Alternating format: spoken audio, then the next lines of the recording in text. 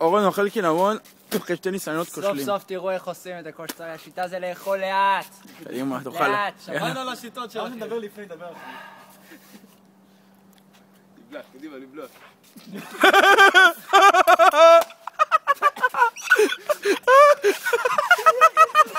את הכל עם השירה.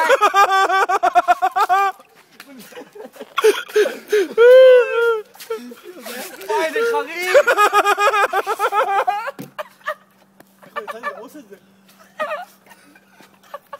אורן, אבל השיטה זה לבלוע לאט.